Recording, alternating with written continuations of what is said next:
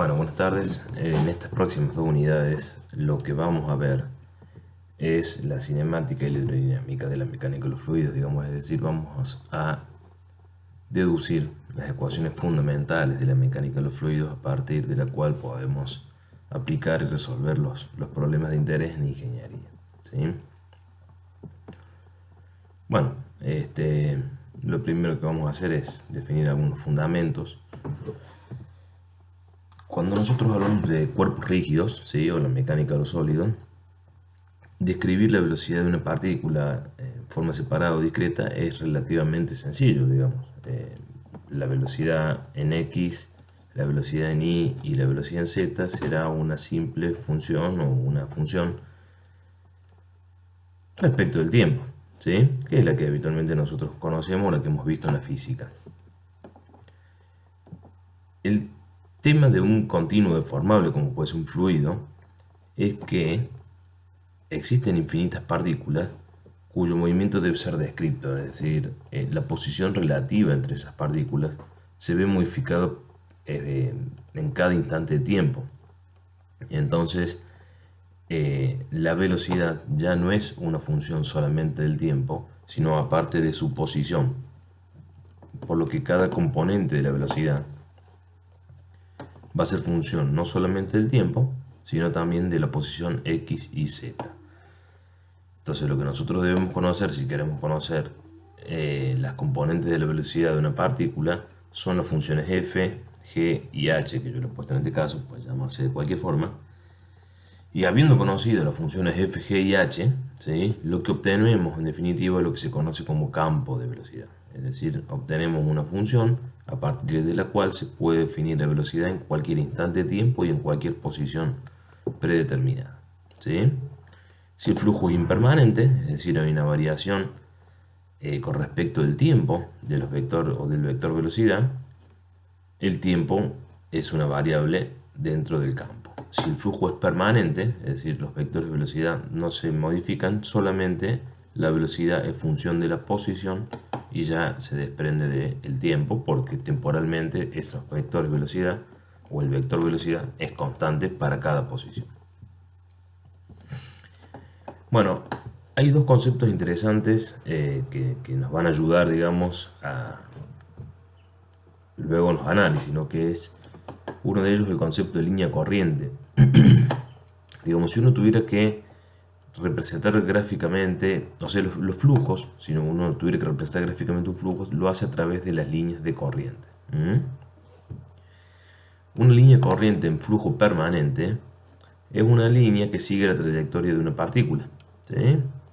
Por lo tanto, los vectores de velocidad en cada punto de esa línea de corriente son tangentes a ella. Es decir, no existe flujo normal a una línea de corriente.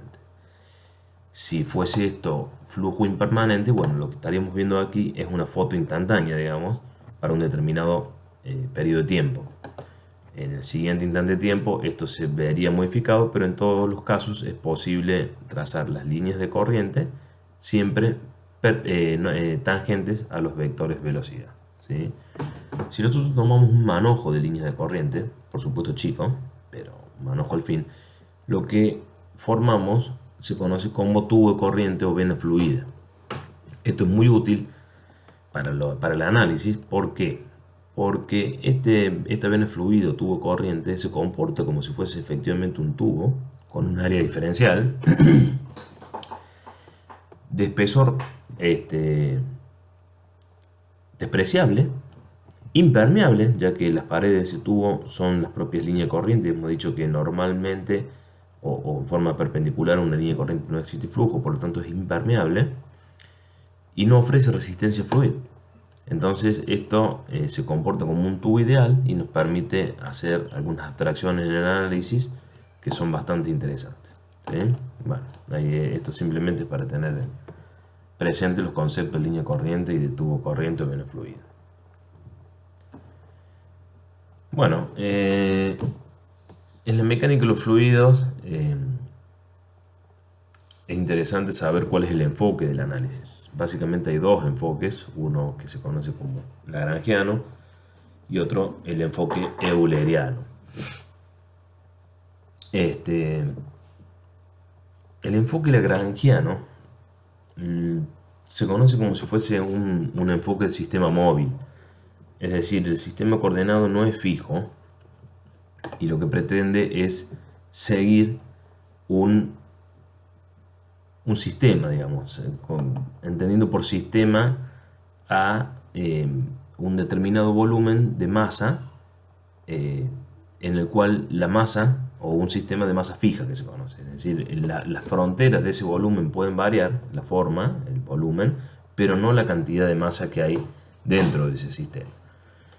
Y el enfoque lagrangiano lo que hace es seguir ese sistema. Por supuesto que en la mecánica de los fluidos eso no es tan sencillo, por lo que yo les decía antes. La posición relativa de las partículas varía permanentemente.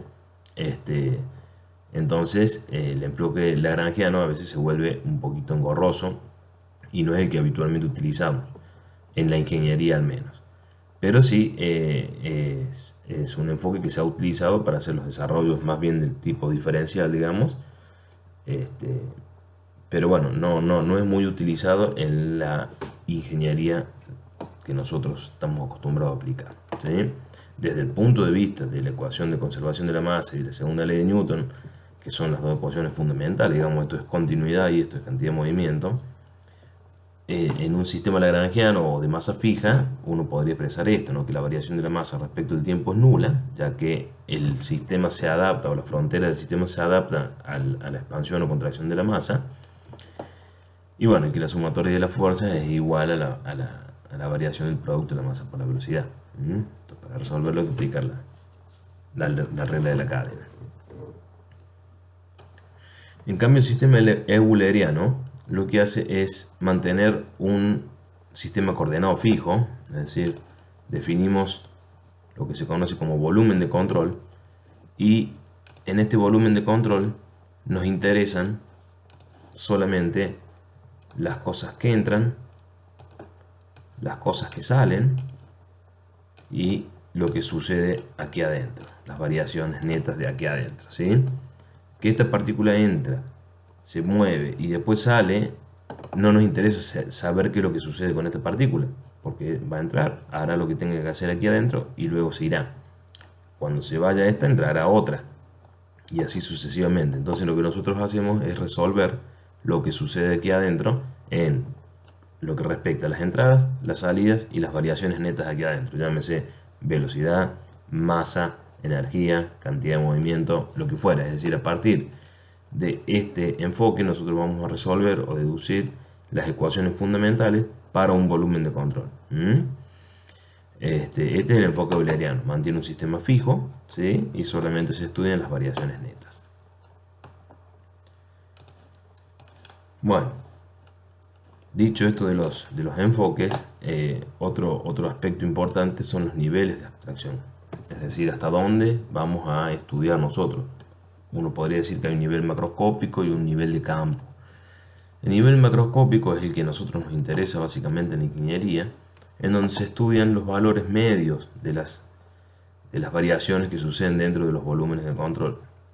Es decir, se conocen como las relaciones integrales, es decir, se hacen integrales de todos los valores puntuales dentro de un volumen de control, por lo tanto lo que se obtiene son valores medios. En cambio, cuando nosotros necesitamos conocer qué es lo que sucede en un punto específico de ese volumen de control o de un sistema, necesitamos sí o sí referirnos a un nivel de campo, un poco refiriéndome a lo que hablaba antes. Se necesitan conocer las ecuaciones de ese campo, ya ese campo de presiones, campo de velocidades, campo de temperatura o lo que fuera. Pero a nivel de campo yo sí puedo estimar dentro de un volumen de control lo que sucede en una posición determinada en un instante de tiempo determinado. No así en las relaciones integrales, donde lo que sí voy a conocer para un determinado tiempo son los valores medios de lo que ha sucedido allá adentro. Bueno, en la mecánica de los fluidos básicamente existen tres formas de encarar un problema. Una a través del análisis de volumen de control o de gran escala, o el análisis integral podríamos llamarlo, donde lo que nosotros obtenemos básicamente son los valores medios, ¿sí? Es un análisis de gran utilidad en ingeniería. Nosotros muy rara vez nos interesa conocer los campos de velocidades o de temperaturas, sino que nos interesa obtener los valores medios. Por supuesto que muchas veces sí es necesario conocer algún valor muy puntual. Para tal caso este enfoque no sirve. Pero en general es un enfoque muy utilizado en la ingeniería. Luego tenemos el enfoque de pequeña escala o enfoque diferencial, en donde aquí sí trabajamos a nivel de campo, ¿sí? Y obtenemos los valores puntuales para cualquier coordenada y cualquier periodo de tiempo. Y finalmente tenemos el enfoque dimensional o experimental, en donde, bueno, es un enfoque que básicamente abarca todo lo que estos dos no pueden, o puede ser bien un complemento. En el primer enfoque, digamos, la limitante, ¿cuál es? Bueno, son los procesos en menores escalas, no los capta, no los ve. En el análisis diferencial generalmente estamos limitados por la matemática propiamente dicha, digamos, la resolución de este tipo de ecuaciones son complejas, en muchos casos no tienen solución, hay que solución analítica, refiero, hay que recaer en métodos numéricos y bueno, muchas veces los recursos computacionales son escasos para poder resolver este tipo de ecuaciones, digamos, en problemas grandes.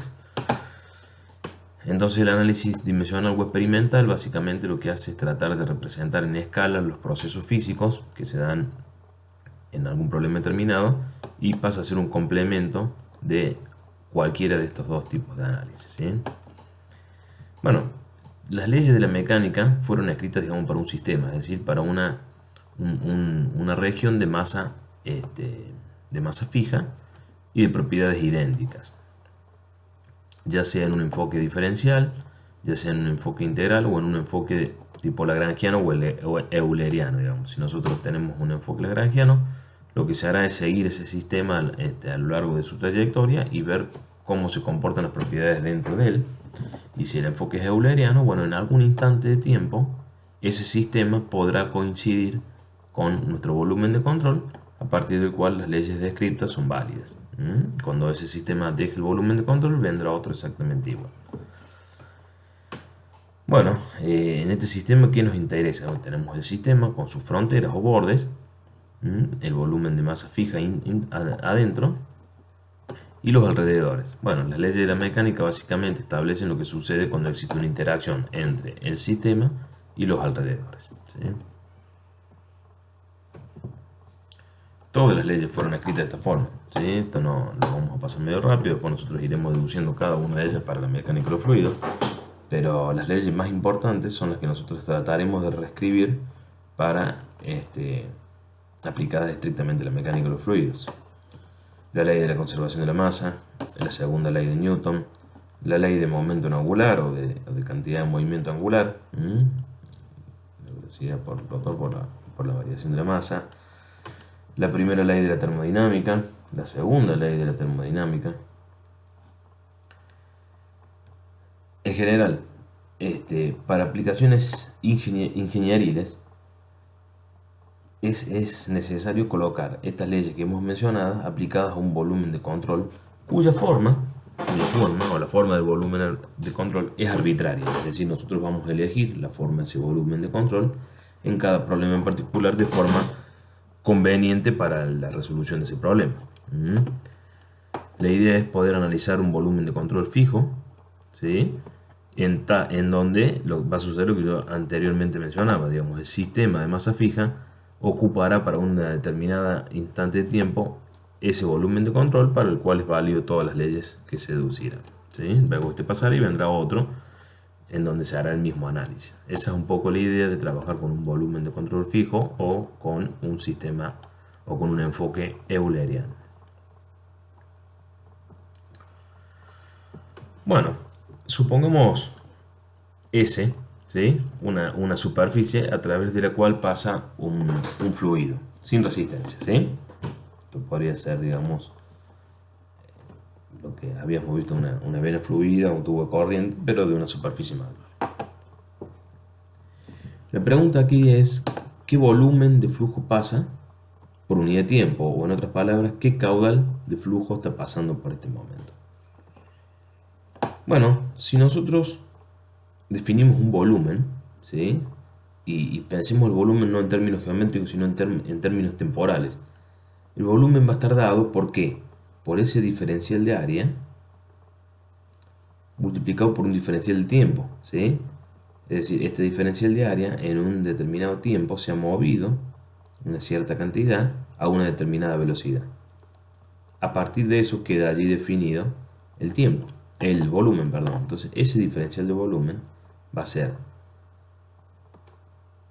la velocidad por el diferencial de tiempo por el diferencial de área. Y aparece aquí un coseno de tita. Bueno, la velocidad no tiene por qué ser normal a ese diferencial de área, ¿sí? Entonces, si nosotros definimos un vector unitario al área, SP por coseno de tita no es ni más ni menos que el producto punto entre esos dos vectores, y el diferencial de volumen podría quedar definido como el producto punto entre la normal al área y la velocidad por la superficie por el tiempo transcurrido.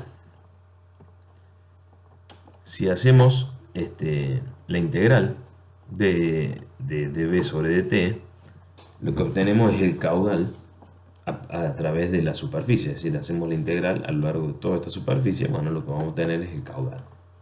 En definitiva, el caudal va a ser la integral de superficie del producto punto por el diferencial de área, ¿sí? Esto es lo mismo que esto que está aquí, en donde Bn directamente es el valor del producto punto que estamos aquí, ¿sí? Es decir, esto es un producto punto de dos vectores y esto ya es un valor escalar. Si multiplicamos esto por la densidad, lo que obtenemos es el caudal másico, es decir, es la cantidad de masa que está pasando por esta superficie en un determinado periodo de tiempo, o en un tiempo unitario.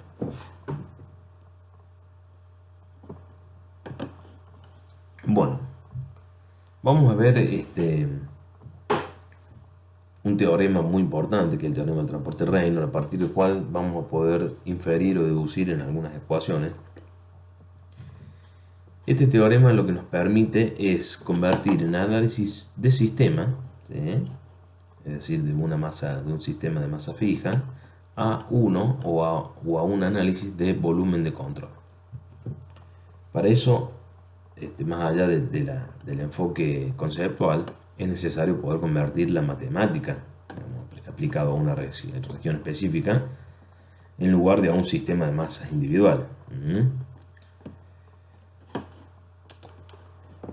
Es decir, en definitiva, las leyes que antes mostramos, numeramos a 5 leyes o 6 leyes, si nos fijamos, están todas en función de las derivadas temporales. Es decir, se enfocan en ver las variaciones de cualquier propiedad con respecto al tiempo dentro del sistema, ¿sí?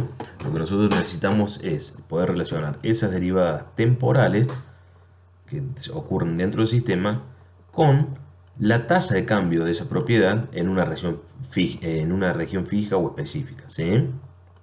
Fíjense, hay distintos sistemas de volumen de control fijo, volumen de control móvil o deformable. El volumen de control fijo es un área que nosotros definimos, ¿sí?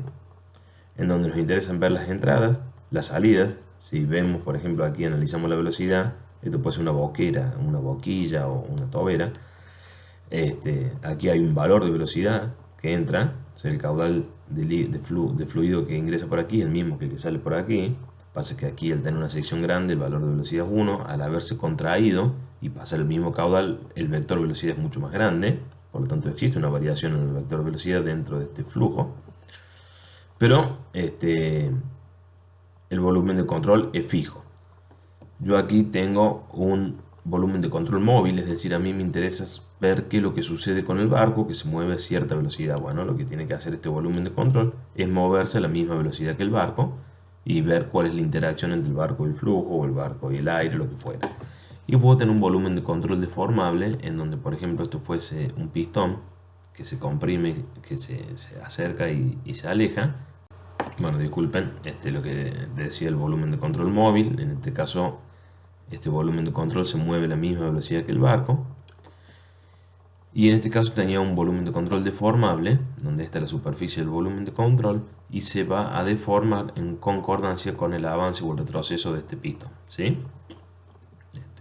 Pero bueno, son sistemas de volumen de control de fronteras fija, no en este caso, pero el volumen de control, más allá de que se deforme o no se deforme, siempre pasa por un estadio igual y no es algo aleatorio que se mueve para mantener una masa interna fija, ¿sí? Como podría ser un sistema.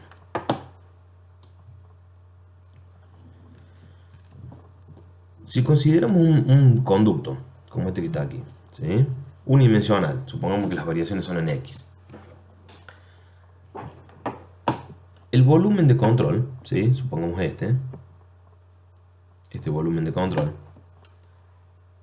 se llena completamente con el sistema 2, ¿sí? Por ejemplo este es el sistema, en un instante determinado del tiempo, es decir, en un determinado instante del tiempo, el sistema ocupa exactamente el volumen de control definido.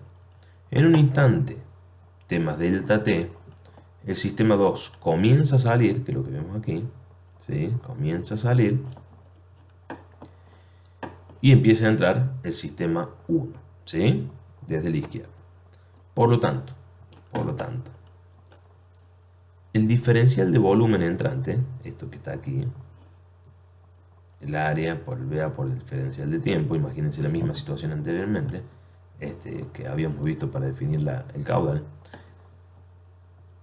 y el diferencial de volumen saliente quedará definido por el área sub B, por la velocidad sub B, por el diferencial del tiempo. El diferencial del tiempo en ambos casos es el mismo, ¿sí? Bueno, si por ejemplo supongamos B una propiedad cualquiera, ¿sí? Puede ser, no sé, masa, cantidad de movimiento, energía, lo que fuera. Y beta es la cantidad de B por unidad de masa, ¿sí? Es decir, beta es igual a B sobre ρ. La cantidad total de B dentro del volumen de control, llamémoslo así, la cantidad total de B dentro del volumen de control es igual a la integral de beta por ρ, que es B, por el diferencial de volumen, todo integrado a lo largo del volumen de control, ¿sí? Lo que nosotros deseamos relacionar en definitiva es la tasa de cambio de B, ¿sí? Es decir, el B neto, la propiedad neta, dentro del volumen de control, con la tasa de cambio de B en el sistema 2, ¿sí? Que coincide con el volumen de control para un determinado instante de tiempo. Entonces, recordemos esta ecuación. Yo tengo que la cantidad de B dentro del volumen de control debe ser igual a la cantidad de B en el instante de tiempo t más delta t menos la cantidad de B dentro del volumen de control en el instante t. Esto es lo que nosotros queremos relacionar, ¿sí? Si dividimos todo por diferencial de tiempo, podemos obtener esto que está aquí. Ahora bien,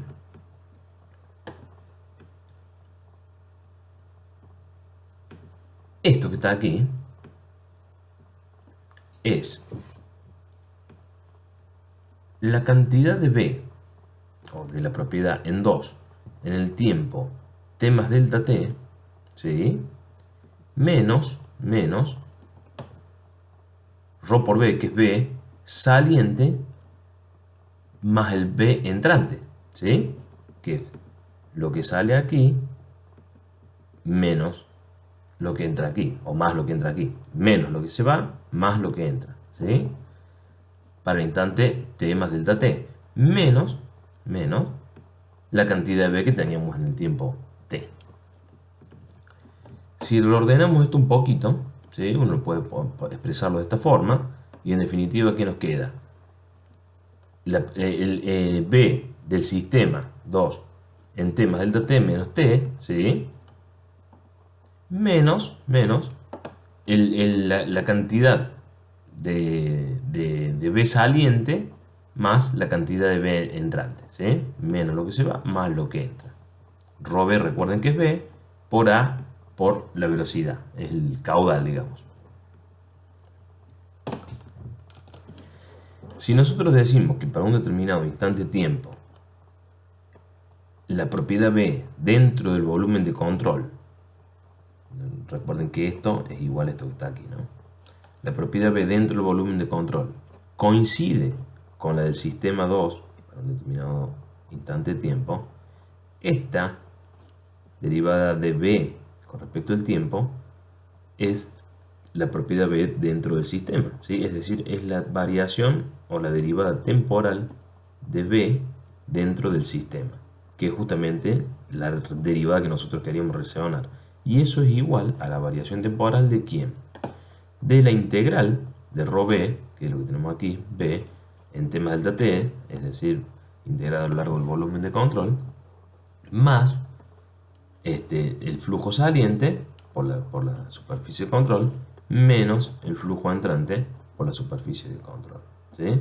Esto que está aquí es la tasa de cambio de B dentro del volumen de control, es la integral, es digamos, el cambio neto que hay. Este es el flujo saliente y este es el flujo entrante, ¿sí? Y esto que están viendo ustedes aquí es lo que se conoce como el teorema de transporte de Reynolds para flujo unidimensional, ¿sí? Lo hemos estudiado a lo largo de un ducto cuya única dirección es X, ¿sí? O sea, aquí las variables son X y el tiempo.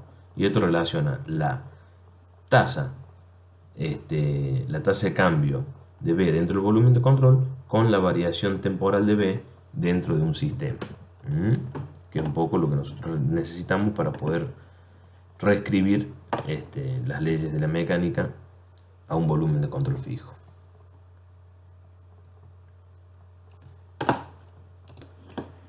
Bueno, si nosotros la expresión anterior que la habíamos deducido para un ducto unidimensional, ¿sí? En donde los vectores de velocidad son normales a las superficies entrantes y las superficies salientes, podemos rápidamente generalizarlo, digamos, para una superficie cualquiera que se encuentre atravesada por un campo de velocidades, en donde la velocidad no siempre es normal al área, sino que pueden darse velocidades entrantes, velocidades salientes o velocidades nulas.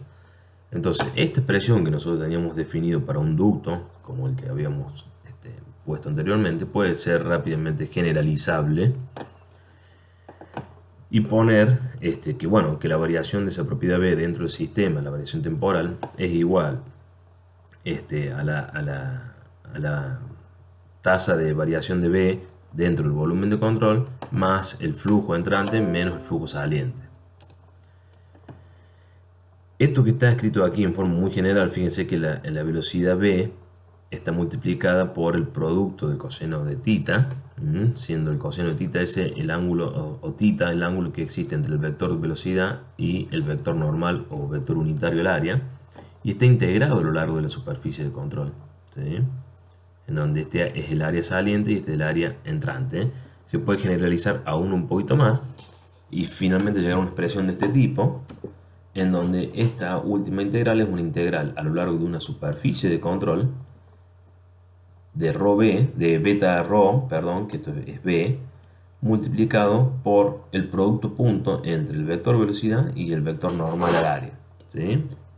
Bueno, esto va a hacer que en aquellos lugares donde el ángulo entre B y el área sea de 90 grados, el flujo va a ser nulo, ¿sí? Y donde no lo sea, existirá algún flujo neto. Por ejemplo, viendo este caso, solo existe flujo, solo existe flujo en estas áreas, ¿sí? En estas áreas, y no así en estas, porque los ángulos son a 90 grados. Es decir, esto es válido si nosotros aplicamos el teorema más generalizado a esta superficie, obtenemos exactamente esta misma ecuación que está aquí. Estas áreas solo se corresponden con esta y el resto quedarán nulas.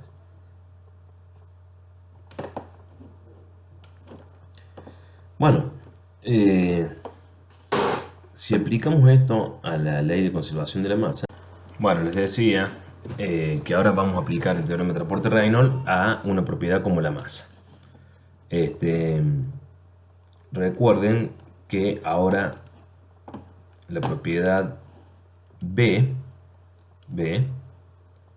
es la masa, ¿sí? Por lo tanto beta, al ser B sobre masa, y en este caso B es la masa, vale 1, ¿sí? Entonces la idea es que podamos aplicar esta ecuación en donde la propiedad de interés ahora va a ser la masa. Si hacemos eso y reemplazamos b por la masa, simplemente nos queda esta integral que está aquí, ¿sí? Esta integral, esta ecuación que está aquí, en donde por definición la variación de la masa dentro del sistema, un sistema de masa fija, es nula, ¿sí? Por lo tanto, esta suma de estas dos integrales tiene que ser igual a 0. Si, bueno, esta derivada la podemos meter dentro de la integral, ¿sí? Y bueno, y si hacemos que el sistema de entradas y salidas de flujo son unidimensionales, bueno, estaríamos en el caso este que teníamos aquí, ¿no? En donde tenemos una entrada y una salida, ¿sí? La dirección es simplemente la de x. Bueno, en ese caso, esta integral de superficie se transforma, en definitiva, en la sumatoria de los flujos salientes menos los flujos entrantes. En este caso, flujos másicos. ¿Por qué la sumatoria? Bueno, porque las áreas pueden ser varias. Supongamos que tenemos una cañería con una bifurcación. Una cañería con una bifurcación, por ejemplo. Bueno, tendremos un área entrante aquí y dos áreas salientes allí, ¿no? Entonces, bueno, son las sumatorias de todas esas áreas. Puede haber sistemas de lo que se les ocurre, pero ese es un caso. Si el flujo es estacionario, bueno, las derivadas temporales son nulas, ¿sí? Y aparte, si el flujo es las derivadas temporales son nulas, por lo tanto esto desaparece. Y bueno, finalmente la ecuación queda como el producto de la masa por la velocidad normal al área. Y finalmente queda como los productos o los flujos salientes menos entrantes. Si es incompresible, ¿sí? Y dividimos esto por ρ, ¿sí? A por B y A por B, ¿qué es? Bueno, el área por la velocidad es el caudal. Simplemente nos dice que si el flujo es incompresible y estacionario, el caudal entrante es igual al caudal saliente. Si no dividimos por ρ, nos dice que el flujo másico entrante es igual al flujo másico saliente. Pero para eso el flujo debe ser incompresible, que es lo que nosotros asumimos en el casi 100% de los casos de la ingeniería. Supónganse una cañería en donde tenemos un caudal entrante y un caudal saliente. Bueno, si el flujo aquí adentro es incompresible a lo largo del tiempo y es estacionario, es decir, el vector velocidad aquí no se modifica y el vector aquí no se modifica, bueno, no queda otra opción que lo que esté entrando por aquí esté saliendo por allí. Si esto fuese compresible, bueno, sí existe la posibilidad de que lo que esté entrando aquí no sea lo mismo que esté saliendo aquí, y en tal caso lo que estaría variando dentro del volumen de control es la densidad, ¿sí? Por lo tanto no podríamos sacarlo fuera de la integral. ¿Está claro? Bueno, de igual forma, el teorema de transporte de Reynolds es aplicable a la conservación de la cantidad de movimiento, ¿sí? Entonces, en tal caso, la propiedad B arbitraria ahora pasa a ser el producto de la masa por la velocidad, ¿sí? La cantidad de movimiento. Por lo tanto, beta es la variación de B con respecto de la masa, por lo tanto es igual a B, ¿sí? Bueno, entonces lo que tenemos que hacer es, en la ecuación del transporte de Reynolds, reemplazar la propiedad B por el producto M por B. Noten que B, o la velocidad, está en negrita. Eso hace referencia a que B es un vector, ¿sí? Bueno, si reemplazamos, recuerden ustedes la ecuación, ¿sí? Aquí beta ahora es B, ¿sí? Si reemplazamos allí, bueno, queda esta expresión donde aparece la velocidad como vector. Si el volumen de control es fijo, ¿sí? BR es igual a B. Esto estaba generalizado, yo me olvidé comentarlo. BR es la velocidad relativa que podría existir entre el volumen fijo y la velocidad dentro de ese volumen, ¿sí? Pero si el volumen de control es fijo, que es como nosotros vamos a trabajar con volúmenes de control fijo, esa velocidad relativa es igual a la velocidad. Por lo tanto, esto puede expresarse de esta manera que está aquí, ¿sí? La única diferencia es BR por B, y estas dos B son las mismas. Bueno, si aquí, digamos, la cuestión radica en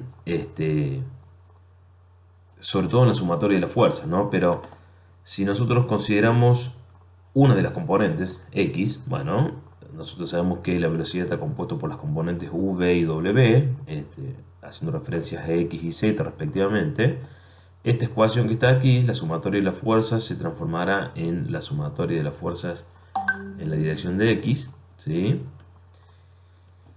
Esta integral, el vector velocidad pasará a ser ocupado por una de sus componentes, la componente nu, al igual que en este caso, ¿sí? O sea, esta expresión en la dirección x se transforma en esta expresión que estamos aquí. Si el flujo es permanente, ¿sí?, esta derivada temporal desaparece, no hay variaciones de la velocidad con respecto del tiempo, y V por N por dA es el diferencial de caudal, ¿sí? Que el flujo permanente es el caudal que atraviesa la superficie I. Es decir, si el flujo permanente, este producto de V por N por A, o V por A, o la componente de velocidad normal al área, es el caudal. Por lo tanto, si el caudal entrante es igual al saliente, cuando nosotros hacemos esta integral, esta componente se anula, ¿sí? Por eso estoy diciendo que el flujo es permanente. Entonces la sumatoria de fuerzas, en definitiva, para flujo permanente e incompresible, es igual a ρ por B por A, saliente, o el flujo saliente, menos el flujo entrante, ¿sí? Entonces, en definitiva, la sumatoria de las fuerzas es igual al flujo saliente menos el flujo entrante. Bueno, las fuerzas. ¿Cuáles son las fuerzas? Bueno, nosotros tenemos fuerzas de cuerpo y fuerzas de superficie. Las fuerzas de cuerpo son todas aquellas que actúan sobre el seno del fluido, llámese esfuerzos electromagnéticos, esfuerzos químicos, esfuerzos gravitacionales. En nuestro caso, el único que podríamos llegar a considerar en alguno de los casos es el propio peso W, ¿sí?, producto del efecto gravitacional. Por lo tanto, el peso podría entrar dentro de la sumatoria de fuerza. Otro de los esfuerzos que debemos considerar son los esfuerzos de presión, ¿sí? En general, digamos, el volumen de control puede estar afectado por presiones externas y las presiones internas en la entrada y la salida. Por lo tanto, esas presiones son el producto del valor de la presión multiplicado por el vector unitario de área integrado a lo largo de toda la superficie. El tema es que nosotros habitualmente, por ejemplo, si trabajamos en una cañería, como puede ser esa, nuestro volumen de control, uno podría considerarlo coincidente, ¿sí?, con los límites de esa cañería. Entonces, en tal caso, los efectos externos de la presión no interesan, porque a mí no me interesa analizar lo que sucede en el borde de la cañería, sino lo que sucede en el fluido. Por lo tanto, las presiones externas no afectan al seno del fluido, y sí solamente hay que tener en cuenta las presiones que se producen en las entradas y en las salidas, ¿no es así? Por eso esa integral puede desaparecer y simplemente transformarse en una sumatoria de este tipo, en donde se da el valor de la presión a la salida por el área más el valor de la presión a la salida por el área, ¿sí? Siempre con el signo que corresponda de ese vector normal al área. Entonces, bueno, finalmente queda esto, ¿no? Las sumatorias de las fuerzas, igual a ρ por B por A por B, ¿sí? En este caso B será U, en donde B por A será Q, que no es ni más ni menos lo que hemos puesto aquí. Si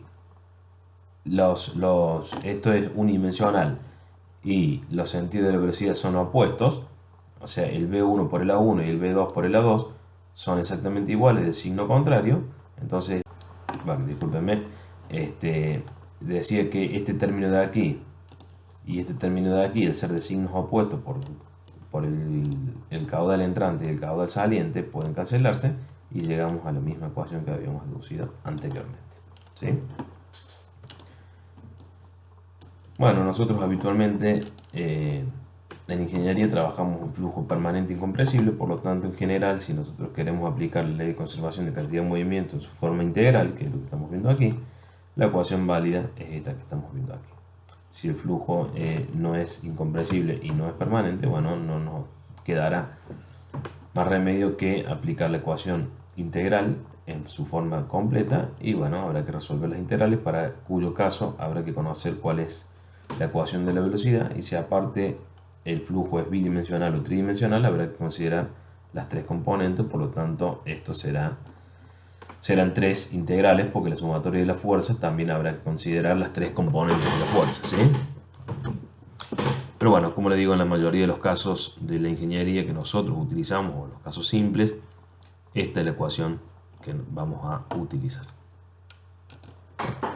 Bueno, si aplicamos la misma idea a la energía, lo que vamos a tener es la ecuación de conservación de energía, o la ecuación de energía, en donde en este caso la propiedad B es igual a E, siendo E la energía, por lo tanto beta es la cantidad de energía por unidad de masa, ¿sí?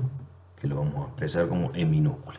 Entonces, bueno, lo que hacemos es simplemente reemplazar la primera ley de la termodinámica, ¿sí? Donde la variación de E respecto al tiempo es igual a la diferencia entre la variación del calor y la variación del trabajo, igual a, bueno, el teorema de transporte-Reynolds, ¿sí? Relacionamos las tasas temporales con las variaciones de flujo neto.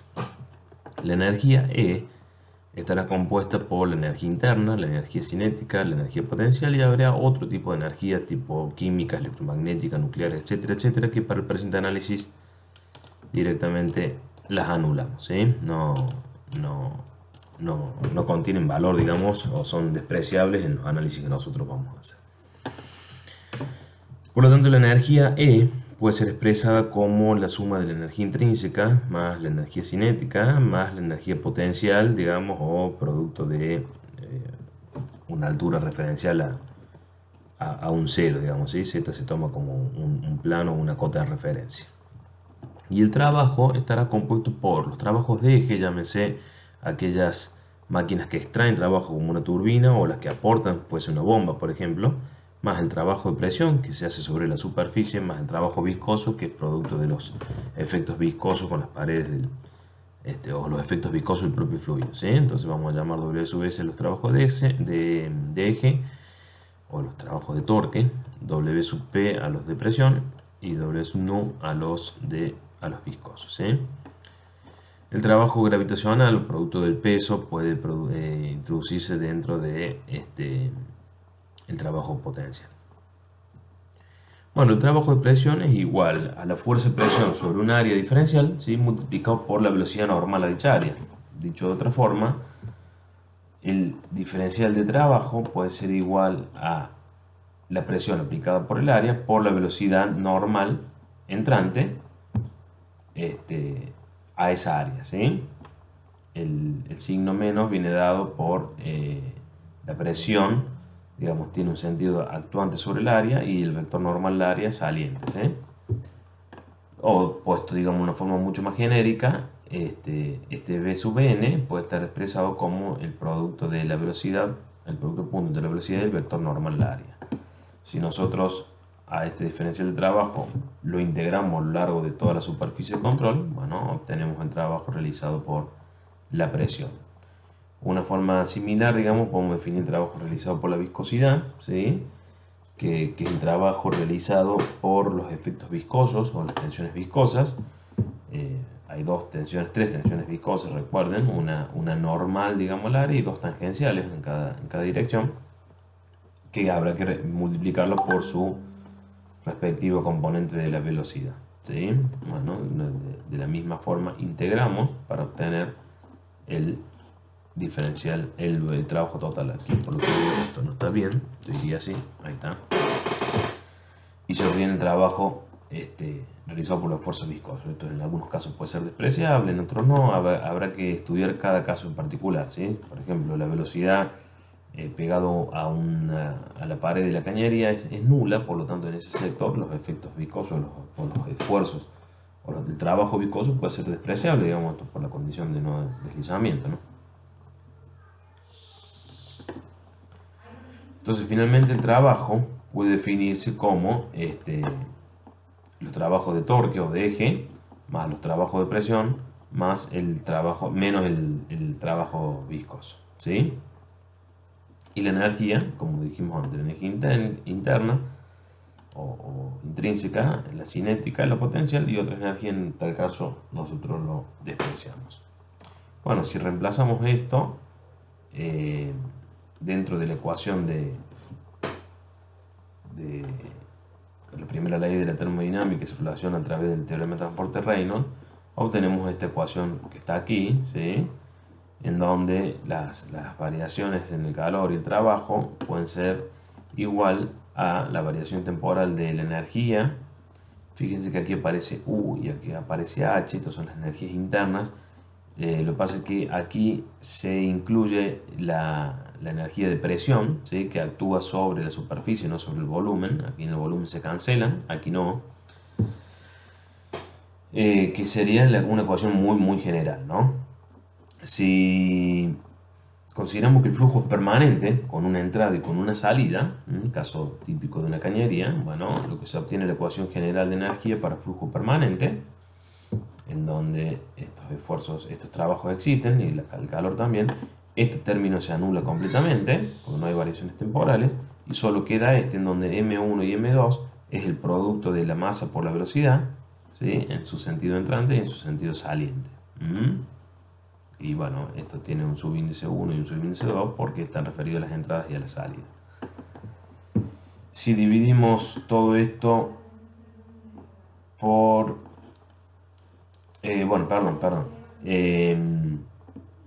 si ordenamos un poquito esto, ¿sí? Nosotros podemos decir que el flujo entrante, ¿sí? Pasamos esto para un lado y lo dividimos todo por M1, ¿sí? Estos pasan a ser valores minúsculos, digamos, son por unidad de masa. Dividimos todo por ρB. Bueno, ahí se me hizo un poquito el lío al final, pero bueno, ahí por ahí es difícil ir y volver con los videos. Les decía, esto que está aquí es la ecuación general de energía para flujo permanente, ¿sí? Si yo esto que tiene signo negativo lo paso a este lado de la igualdad, y a todo esto lo paso a este otro lado, obtengo esta ecuación donde estará M1 y M2. Si a su vez divido todo por M1, en donde M1, recuerden ustedes que es ρ por B, ¿sí? Por área, o sea, es el caudal por ρ, y el flujo es permanente, y tenemos una entrada y una salida, ese producto es igual en ambos lados. Por lo tanto, es posible simplificarlo a M1 con M2 y simplemente me quedan estos valores, o estos valores originalmente divididos por M1, por eso pasan a ser minúsculas, digamos. Son como las cantidades de trabajo por unidad de masa o unidad de caudal másico. Bueno, finalmente, si yo lo quiero tener en unidades un poco más amenas a la ingeniería, lo que hago es dividir esta expresión por G, ¿sí? Por la gravedad, obteniendo de esta forma unidades de longitud. Es decir, tengo expresada la energía, cualquiera sea el tipo, en metros o en unidades de longitud, lo cual es bastante más amigable, digamos, desde el punto de vista de las dimensiones, simplemente. Por eso estos valores de aquí se transforman en H's, ¿sí? Pero es simplemente una cuestión de unidades. Si el flujo tiene baja velocidad, digamos, y no hay trabajo de eje, bueno, ¿qué es lo que habitualmente puede suceder en la mecánica de los fluidos de la ingeniería? Esta expresión puede representarse por esta que está aquí, ¿sí? En donde este término que está aquí representa las pérdidas friccionales, ¿sí? Producto del esfuerzo de rozamiento entre el propio fluido y las paredes del conducto. Entonces, haciendo este tipo de consideración, nosotros podemos llegar a una ecuación general de energía para flujo incompresible y permanente con una entrada y una salida, caso típico de una cañería, en donde la energía a la entrada es igual a la energía a la salida más las pérdidas por fricción menos la energía adicionada por una bomba más la energía extraída por una turbina, ¿sí? Es una ecuación muy genérica que tiene en cuenta, o digamos, que la utilizamos mucho nosotros en la ingeniería civil, sobre todo, ¿sí? Cuando trabajamos con conductos. Después ya veremos cómo se estima estas pérdidas por fricciones y demás. Bueno, existen casos, o sea, nosotros estamos suponiendo aquí, digamos, que el ingreso y el egreso al volumen de control es unidimensional, ¿sí? Cosa que no es tan así. Hay casos en donde se nota más y casos donde se nota menos. En una cañería podemos sin ningún problema suponer que el flujo es unidimensional en entrada, pero bueno, hay casos en donde no es tan así, sobre todo cuando las áreas son grandes. Por lo tanto, lo que nosotros debemos hacer es corregir ese valor de energía. Bueno, eso se hace a través de una integración, digamos. Decir, nosotros podemos decir que la integral de la velocidad, ¿sí? O la energía cinética a lo largo de toda la sección es igual a un coeficiente alfa, o es equivalente a un coeficiente alfa, en donde el valor de velocidad ahora sí es el valor medio. Por lo tanto, nosotros podemos despejar de aquí el valor de alfa, ¿sí? y obtener esta integral, en donde ρ sale fuera de la integral, bueno, considerando que el flujo es incompresible. Y finalmente, bueno, el coeficiente alfa de corrección es igual a 1 sobre el área por la integral de u, ¿sí? Ya considerando flujo unidimensional, sobre la velocidad media, donde u es el valor de la velocidad. Supongamos que el perfil de velocidad es este en una tubería. Bueno, es la integral de cada valor de velocidad, de cada uno de estos valorcitos, ¿sí? Dividido el valor de la velocidad media. Bueno, alfa muchas veces está tabulado, muchas veces se hacen mediciones y se estima. Bueno, nosotros en general consideramos que el valor de alfa es igual a 1, cosa que en tuberías de sección media es bastante aceptable. En caso en donde no fuese así, le daremos los datos para que ustedes puedan estimar el valor de alfa, o simplemente les diremos cuánto vale alfa. Entonces, si consideramos el valor de alfa, o haciendo aún más general esta ecuación, lo único que hay que hacer es corregir el valor de velocidad con ese coeficiente, ¿sí? Y ya de esa forma llegamos a la ecuación general de la energía para flujo incompresible y permanente. Bueno, si consideramos que el flujo es ideal, ¿sí? Bueno, podemos deducir lo que se conoce como la ecuación de Bernoulli. Esta ecuación asume que el flujo es permanente e incompresible y sin fricción, ¿sí? Cosa que nunca es así, por lo tanto se debe tener mucho cuidado a la hora de utilizar la ecuación de Bernoulli. Solo en tramos muy cortos, con velocidades bajas, donde realmente todas estas suposiciones pueden tener alguna semejanza a la realidad, ¿no? Pero bueno, no es lo que sucede, eso hay que tenerlo claro, y uno tiene que estar bien consciente de cuándo lo utilice y para qué. Supongamos un tubo de corriente, ¿sí? Es decir, recordando la definición de tubo de corriente, no existe la fricción, ¿sí? Este tubo de corriente es de área variable y longitud diferencial, en donde las propiedades de B, P y ρ varían a lo largo de la línea de corriente central o el eje de ese tubo corriente. Este tubo corriente tiene una inclinación respecto del horizontal de θ, ¿sí? En donde el delta z, ¿sí? O la elevación es igual a el diferencial de S multiplicado por el seno de ese ángulo. Si nosotros aplicamos la ley de conservación de la masa, nosotros tenemos que la variación temporal de la masa es igual a el caudal másico saliente menos el caudal másico entrante, ¿sí? Teniendo en cuenta que estamos hablando de un elemento diferencial, eso es aproximadamente igual a la variación temporal de la masa en ese volumen, ¿sí? La integral uno puede despreciarla, ¿sí? Porque estamos hablando de un volumen diferencial, más la derivada o la variación de ese caudal másico, ¿sí?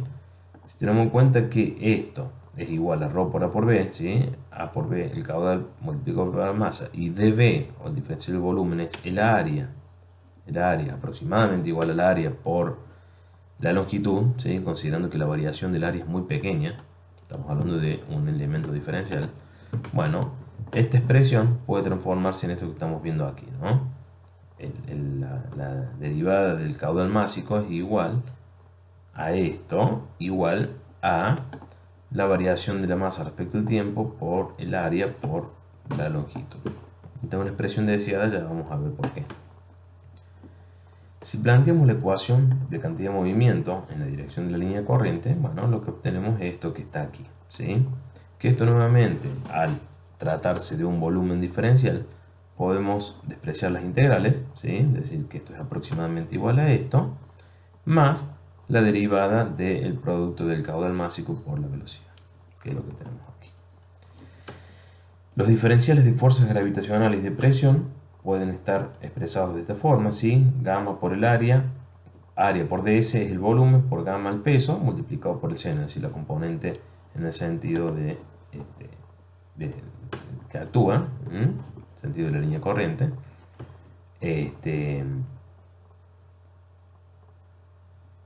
que ds por seno θ es dz, y los esfuerzos de presión también pueden ser aproximadamente iguales a esto, ¿sí? Si ustedes observan, este es un medio del diferencial de presión por el diferencial de área, siendo el diferencial de presión las fuerzas de aquí, menos el diferencial de presión por el área, que es lo que tenemos aquí, menos el diferencial de presión por el diferencial de área, que es esto, es dos veces esto, pero estamos hablando de un diferencial de orden superior, ¿sí? dP por dA, por lo tanto este término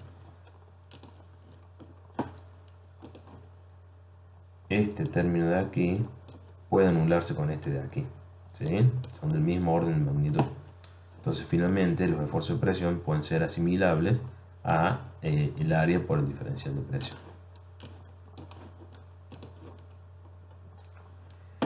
Bueno, si colocamos estas deducciones que hemos hecho aquí en la ecuación de cantidad de movimiento, lo que obtenemos es esto que está aquí, ¿sí? Si en esta expresión, bueno, el flujo es permanente, ¿sí? Esta variación temporal desaparece, y recordamos la ecuación de continuidad que habíamos deducido anteriormente, esta de aquí. Disculpen, se me corta el video. Bueno, habíamos reemplazado los valores en la ecuación de cantidad de movimiento. Recordamos un poco la ecuación de continuidad que habíamos deducido en la filmina anterior, esta de aquí.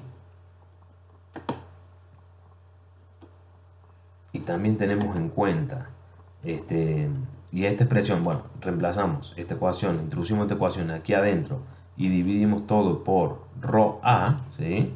Lo que obtenemos es esto que estábamos observando aquí. Ustedes pueden hacerlo en un papel más sencillo, que es la ecuación de Bernoulli para flujo inestacionario sin fricción sobre una línea de corriente, ¿sí?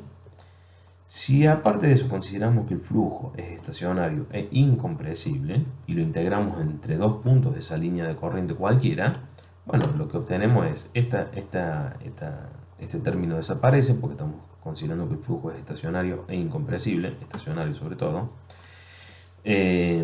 La variación de la presión aparece en dos puntos divididos sobre ρ. La velocidad por el diferencial de velocidad, cuando integramos esto va a quedar la velocidad cuadrada.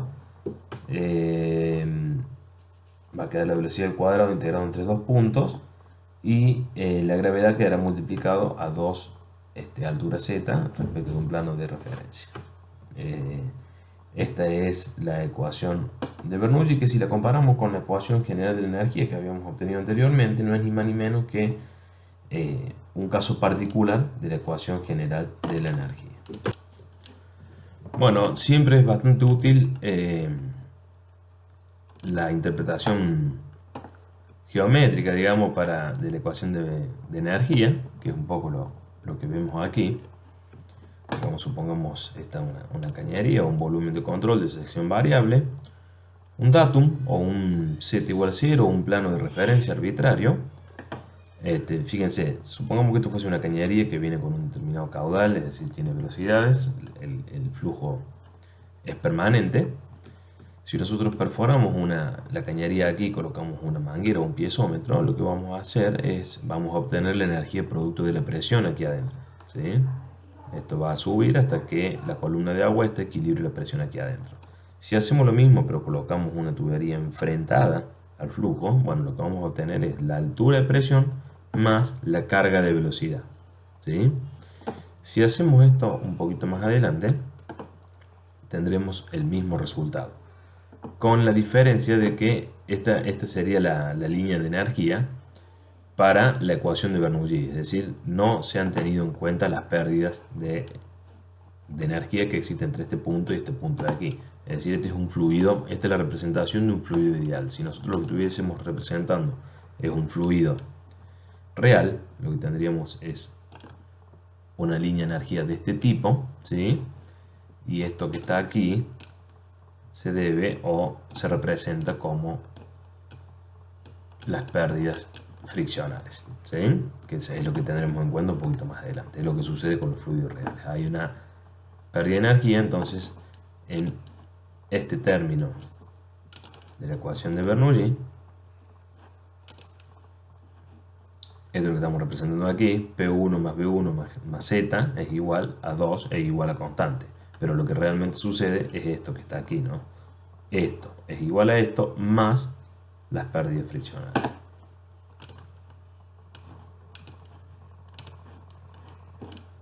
Bueno, esta es una interpretación rápida pero bastante útil de la ecuación de Bernoulli y un poco lo que yo les digo de los fluidos reales, en donde esta línea no es horizontal, sino que tiene una determinada pendiente producto de las pérdidas por unidad de longitud.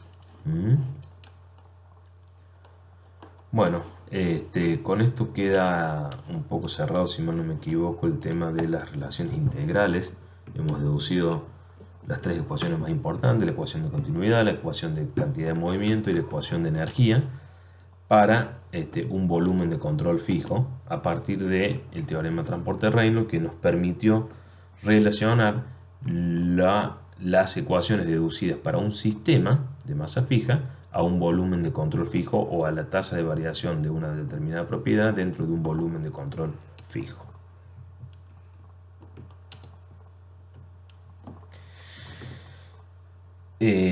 Lo que va a seguir en los próximos videos es lo que sucede, digamos, si nosotros queremos poner la lupa en un problema, digamos. Fíjense que nosotros aquí todo lo que hemos obtenido son valores medios dentro de todo el volumen de control. Es decir, yo aquí conozco cuánto vale la presión en toda la sección, pero si yo quiero saber cuánto vale la presión, por ejemplo, no sé, en un punto determinado, ¿sí? Supongamos esto, no importa. Yo quiero saber cuánto vale la presión aquí o la velocidad aquí, es imposible de tenerlo, ¿sí? Porque yo tengo valores medios o valores integrados de la presión, de la velocidad o del trabajo o de lo que estemos considerando, ¿sí?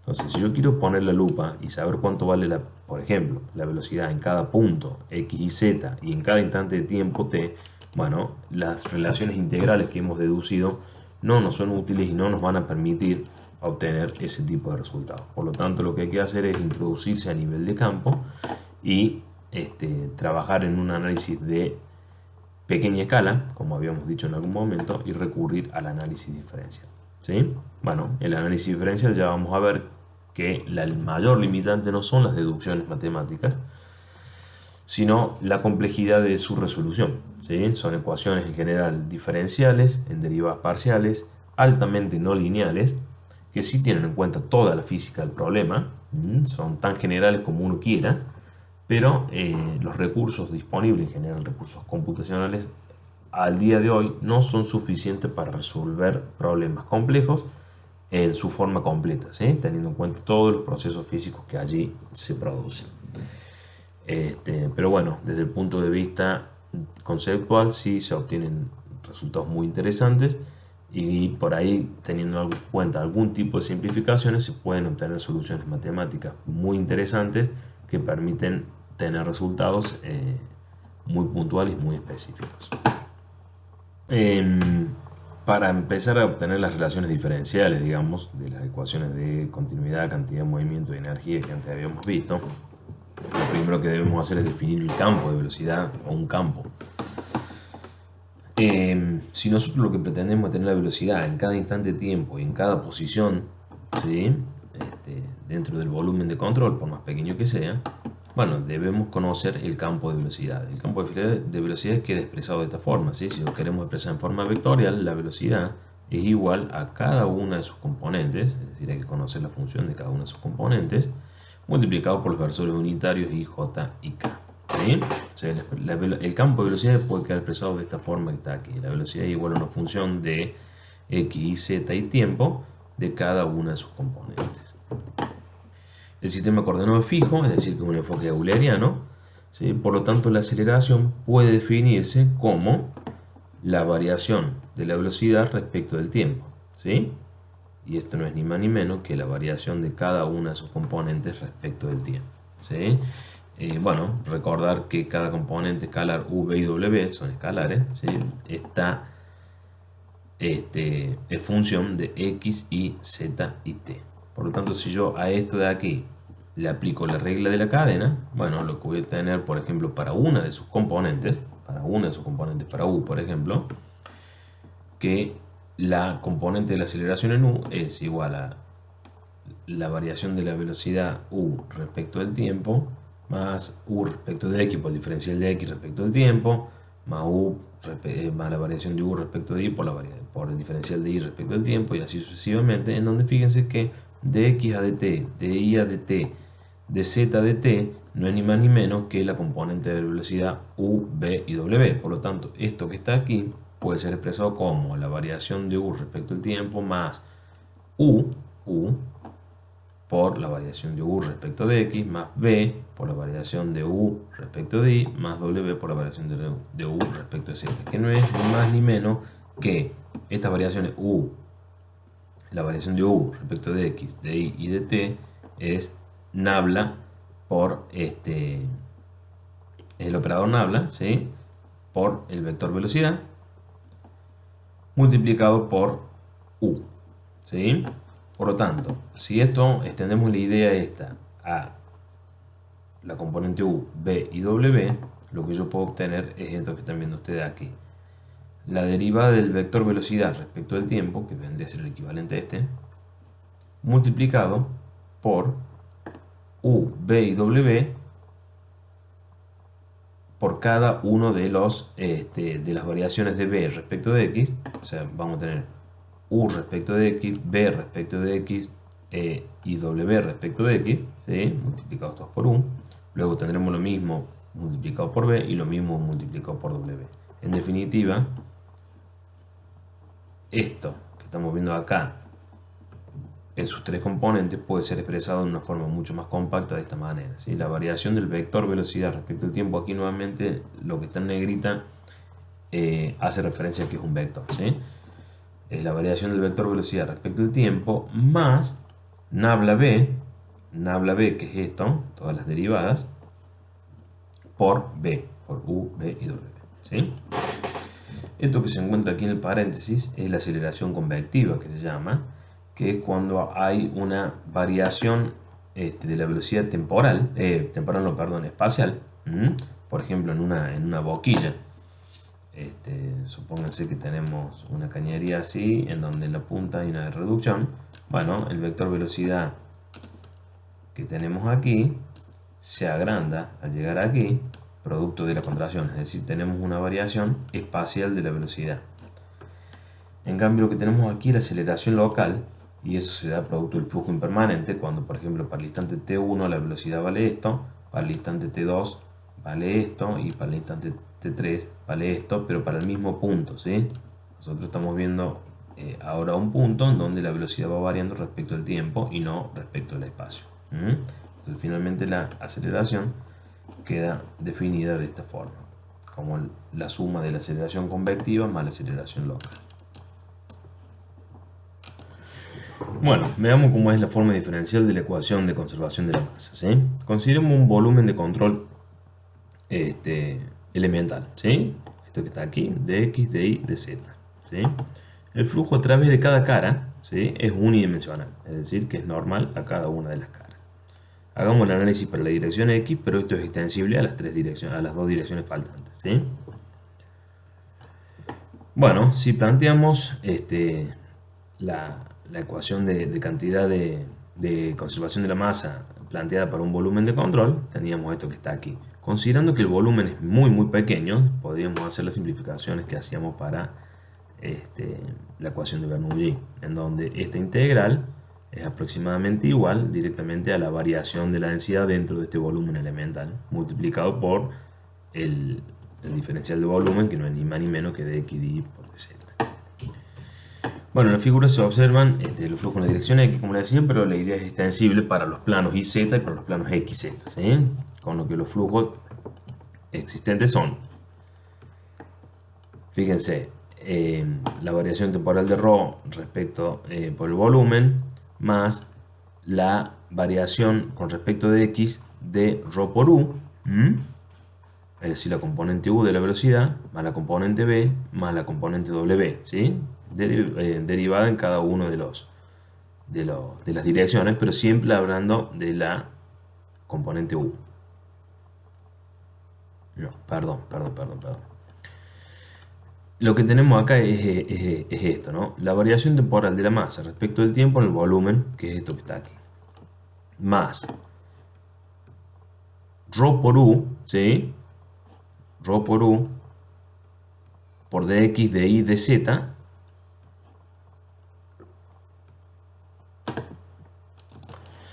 Ahí está, disculpen, me había trabado yo. Es decir, nosotros aquí tenemos analizado el flujo en la dirección X, pero esto mismo se puede estudiar, o sea, es en esta otra dirección y en esta otra dirección, ¿sí? Sucede exactamente lo mismo, lo que pasa es que se vuelve muy engorroso el dibujo, ¿sí? No? Pero básicamente el flujo que tenemos es este que está aquí, en las caras entrantes, es ρ por U por dx, dy, dz, y el flujo saliente es ρ por U más la variación de ρu a lo largo de X, ¿sí? Por dy dz, por el diferencial de X, producto de esta variación, ¿sí? Esto es lo mismo que tenemos en todas las caras o en todos los planos. Entonces, si a esto lo colocamos dentro de la ecuación de cantidad de movimiento, ahora sí obtenemos la variación temporal de ρ en el volumen de X y de Z, más lo entrante, o lo saliente si quieren, menos lo entrante. Si hacemos esto menos esto, bueno, lo que obtenemos simplemente es esto, ¿no? Esto se cancela, multiplicado por dy de z, que es lo que tenemos aquí. La variación de ρ por U respecto de X por dx por dy de z, ¿sí? Si hacemos lo mismo para las tres direcciones, bueno, obtenemos la variación de ρb y la variación de ρw respecto de y de z respectivamente, y todo esto igual a 0 por la propia definición de la conservación de la cantidad de masa. Si sacamos un factor común de b, bueno, lo que obtenemos es esto que están viendo ustedes aquí, la variación de la densidad respecto del tiempo. Esto está mal, esto no es ρ, sino es delta, más la variación respecto de x de ρ por u, más la variación respecto de y de ρ por b, más la variación respecto de z de ρ por w, que esto no es ni más ni menos que la variación temporal de la densidad, más el operador nabla multiplicado por el ρ y el vector de velocidad, ¿sí? Igual a 0. Esta es la ecuación de continuidad para un volumen de control infinitesimal en su versión diferencial, ¿sí? Esta ecuación es una ecuación diferencial en derivadas parciales, ¿sí? Fíjense que están las derivadas de cada una de las componentes de velocidad con respecto de x, de y, de z. A su vez tenemos la variación temporal. Es una ecuación, digamos, dentro de las que vamos a ver, no es la más compleja de todo, es necesaria para completar los sistemas, después ya vamos a ver, pero digamos tiene una solución numérica aceptable. El problema es que muchas veces estas variaciones temporales son muy pequeñas respecto de las espaciales y bueno, hacen que el sistema se vuelva complejo, ¿no? Pero bueno, en general es una ecuación que tiene solución sencilla. Bueno, en el video anterior habíamos llegado finalmente a la deducción de la ecuación de continuidad para un volumen de control, ¿sí? O la ecuación de conservación de la masa. Me faltó decir que, bueno, hay algunos casos particulares, por supuesto. Esta es la ecuación completa. Si el flujo es permanente, ¿sí? Bueno, la derivada temporal desaparece y quedan solamente las derivadas espaciales, donde vemos que la densidad también está dentro de esa derivada porque hemos dicho que solo es flujo permanente, ¿sí? Si es compresible, la densidad puede variar en cualquiera de las direcciones. Y si el flujo, aparte de ser permanente, es incompresible, ahora sí sale la la densidad de cada una de las derivadas, ¿sí? Pasa a multiplicar 0, por lo tanto desaparece, y la expresión finalmente queda así, que es el caso más habitual de la mecánica de los fluidos en la ingeniería civil al menos, ¿sí? Bueno, ahora lo que vamos a tratar de hacer o intentar hacer es plantear la ecuación de cantidad de movimiento eh, en términos diferenciales. A partir de aquí, sí vamos a llegar a las famosas ecuaciones de Navier-Stokes, que son las que representan, digamos, cualquier patrón de flujo tridimensional, cualquiera sea ese flujo, ya sea viscoso o no viscoso, permanente, no permanente, compresible, incompresible. Representa el flujo, ya vamos a ver la particularidad de esas ecuaciones y un poco lo que veníamos diciendo, la dificultad de resolver ese tipo de expresiones desde el punto de vista matemático.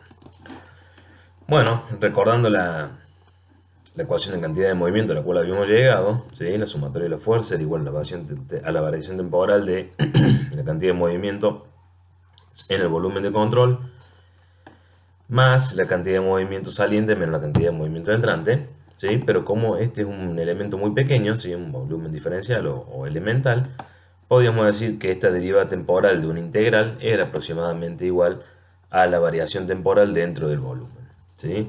Si hacemos extensiva la idea anterior, ¿sí? Nada más que en vez de poner aquí flujo másico, ponemos cantidad de movimiento. Bueno, esta es la cantidad de movimiento entrante, esta es la cantidad de movimiento saliente. Teníamos esta derivada temporal, que es lo que vemos aquí, y luego el flujo saliente menos el flujo entrante, que sería la diferencia entre esto que está aquí y esto que está aquí para cada una de las direcciones, en donde este término se anula con este, ¿sí?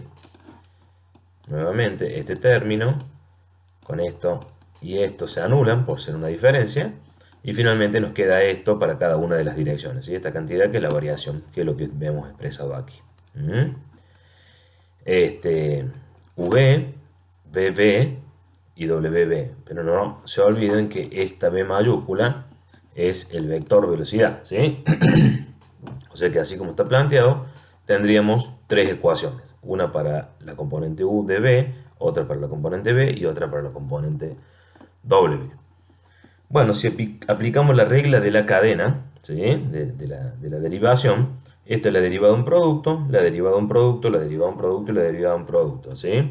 Si aplicamos la regla de la cadena en cada uno de los términos del corchete, esto que está aquí, uno puede llegar a una expresión de este tipo. Háganla en un papel y van a ver que se llega sin ningún problema, considerando que ρu es una función, digamos, ¿sí? ρu es una función, B es la otra, entonces hacen el producto, la derivada del producto función.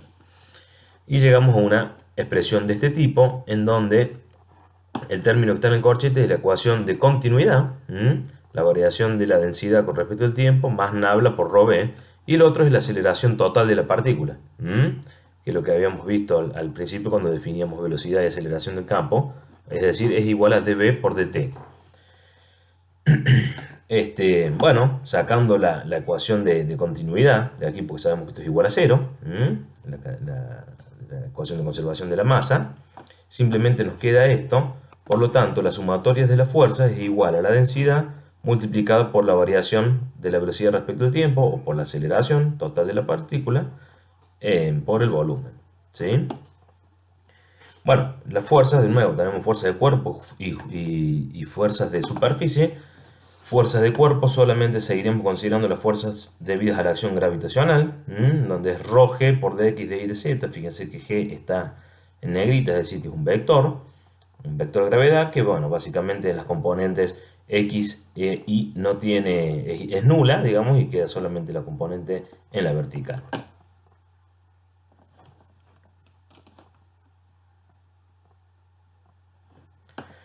Bueno, las fuerzas de superficie, tenemos las tensiones actuantes en cada una de las caras. Tenemos que la tensión actuante en cada cara son las sumas de las presiones hidrostáticas y las tensiones viscosas, ¿sí? Producto del movimiento y los gradientes de velocidad, que es un poco también lo que teníamos antes, digamos, los esfuerzos de presión eran la presión multiplicado por la velocidad. Aquí tenemos lo mismo, ¿sí? Tenemos las tensiones y luego las variaciones de esas tensiones, digamos, en cada una de las caras. En este caso están simplemente expresadas las tensiones en X, que fíjense que son 1, 2, 3, 4, 5, 6.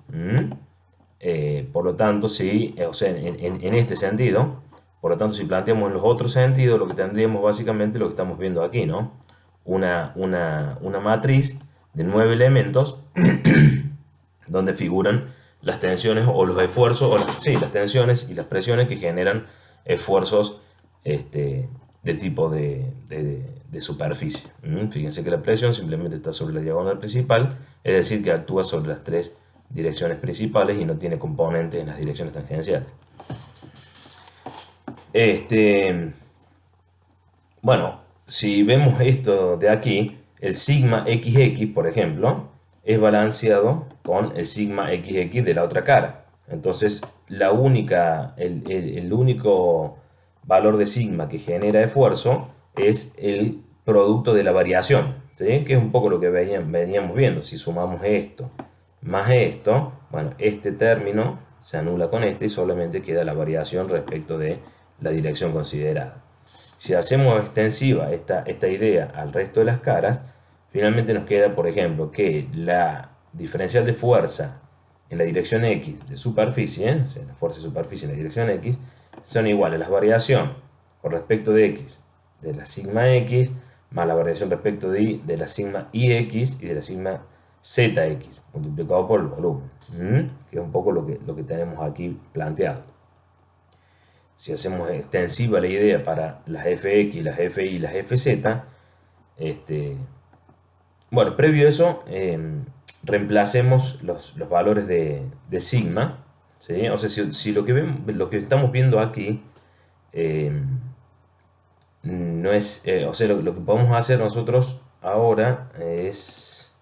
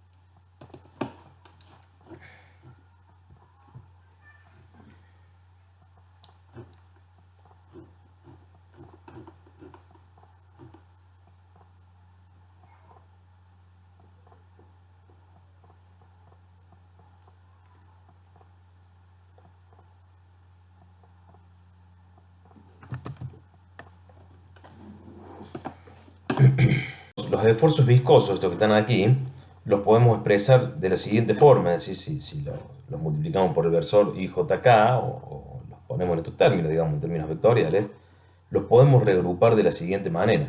Fíjense, la variación del tau XX respecto de X, ¿sí? Que es esto que está aquí, del tau IX respecto de Y, que es esto que está aquí, y esto que está aquí, todo en la dirección X, ¿sí? Lo mismo para la dirección J y lo mismo para la dirección K.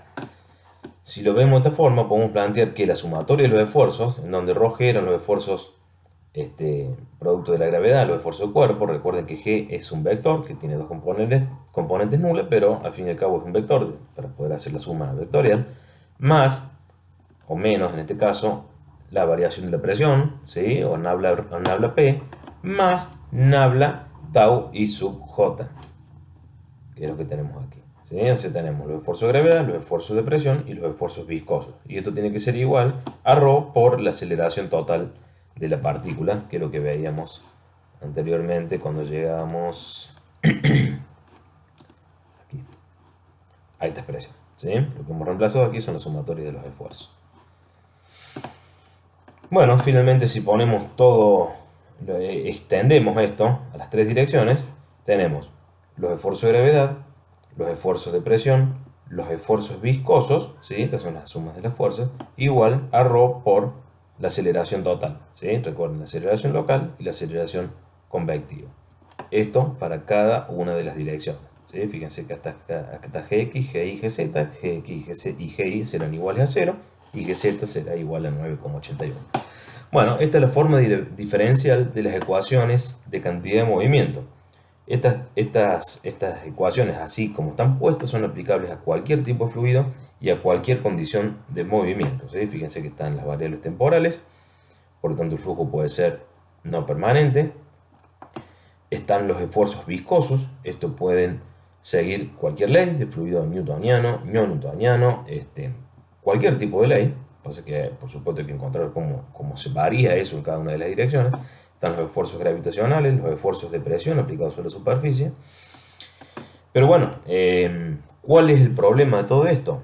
Y estos productos, ¿no? U por la derivada de U, B por la derivada de U, o bueno, en este caso U por la derivada de U, B por la derivada de B y W por la derivada de W. Son tres ecuaciones diferenciales en derivadas parciales no lineales. Un sistema de tres ecuaciones en derivadas parciales no lineales, altamente no lineales. Fíjense que aquí está la propia, o alguna componente de la velocidad multiplicando a su derivada. Eso lo hace muy no lineal. Bueno, conocer estas leyes tampoco es algo que fuera sencillo. Supongamos que eso no fuese el problema. Pero bueno, la gravedad de la solución numérica de esto, analítica, no existe solución al respecto, pero la solución numérica, así todo, es muy compleja. Radica justamente en esta no linealidad de los términos de las aceleraciones, ¿no? Aquí las incógnitas son U, V y W y la presión, ¿sí? Por lo tanto, como vemos, es un sistema de tres ecuaciones con cuatro incógnitas, por lo cual está faltando una. Bueno, esa ecuación que está faltando es la ecuación de continuidad o de conservación de la masa que termina de cerrar el sistema y hacerlo determinado, ¿no? Bueno, si el flujo no viscoso es no viscoso, ¿sí? Desaparecen los tau, desaparecen estos valores de tau y llegamos a la ecuación de Euler, en donde las fuerzas gravitacionales menos la fuerza de presión son iguales a la masa por la aceleración, a partir de la cual, a partir de esta ecuación, es posible inferir la ecuación de Bernoulli integrando alguna línea de corriente para flujo no viscoso y flujo permanente. Es decir, si el flujo es no viscoso, aparece esto, y si el flujo es permanente, desaparece este término, a partir del cual es posible inferir a través de una integración en la ecuación de Bernoulli, ¿sí? Si el fluido es newtoniano, recuerden ustedes cuando veíamos la parte de propiedad del fluido, los fluidos newtonianos decían que las tensiones o los tau generados en el fluido son iguales o son proporcionales a la variación o al gradiente de velocidad en la dirección que se esté considerando. Y esa proporcionalidad venía dada por la viscosidad, es decir, nosotros podemos reemplazar los esfuerzos tau por la ley de viscosidad de Newton. Si hacemos reemplazamos eso, los tau aquí los reemplazamos por la ley de viscosidad de Newton, aparece un factor común que es la viscosidad, donde bueno, la viscosidad también, en este caso se ha colocado un mu, porque es el mismo fluido, pero podría no ser la misma, pero en este caso sí. Llegamos a las conocidas ecuaciones de Navier-Stokes, o conocida como CLM, en donde, bueno, nuevamente tenemos la no linealidad por tener una derivada segunda aquí de U, ¿sí? Pero, bueno, desaparecen los términos tau, estos, en todas las direcciones, y aparece un único valor de viscosidad mu, que es el que, digamos, viene a tener en cuenta las pérdidas del tipo friccional. Como les decía, para poder resolver este sistema se debe agregar aquí la ecuación de continuidad. Hay algunos software que resuelven este tipo de ecuaciones, uno de ellos es OpenFOAM. Bueno, para resolver la ecuación de Navier-Stokes completas, digamos así, tal cual como están aquí, realmente son muy pocos casos que se han realizado, digamos, muchas tesis al respecto.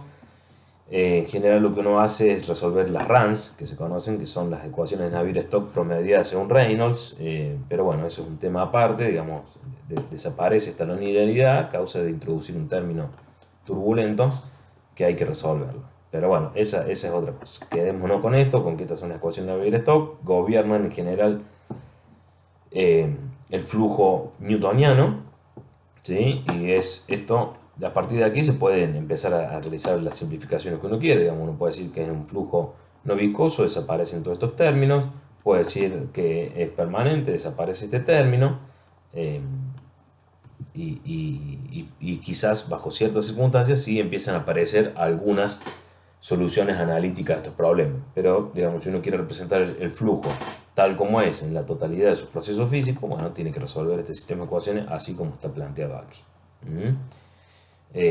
Bueno, otra dificultad que tienen desde el punto de vista numérico estas ecuaciones es que, imagínense que uno quisiese captar un vórtice muy pequeño que se produce en el flujo, producto de algún, bueno, un vórtice, digamos.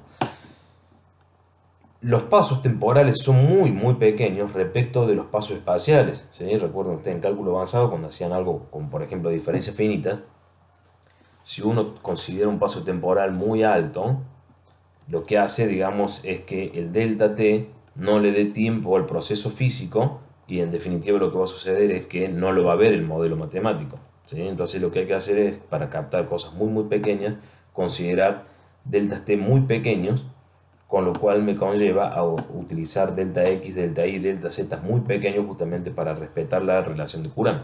Entonces realmente se hacen sistemas muy grandes y muy difícil de manejar desde el punto de vista computacional. Bueno, con esto hemos terminado la unidad 3 y 4 de cinemática, dinámica y los fluidos. Hemos representado o hemos deducido las ecuaciones que vamos a utilizar en la mecánica de los fluidos nosotros, aplicadas un poco a la ingeniería, ¿sí? Que van a ser básicamente las relaciones integrales, no las relaciones diferenciales, pero sí las relaciones diferenciales aportan desde el punto de vista conceptual información muy valiosa. Así que bueno, ya con esto tienen para hacer una buena cantidad de ejercicios de la práctica. Recuerden que se encuentra abierto el foro de novedades y de consultas y cualquier cosa estamos a su disposición. Ante cualquier situación en particular, bueno, mi correo es matiasbupo@gmail.com, me escriben allí y yo le estaré respondiendo en la brevedad. Bueno, saludos.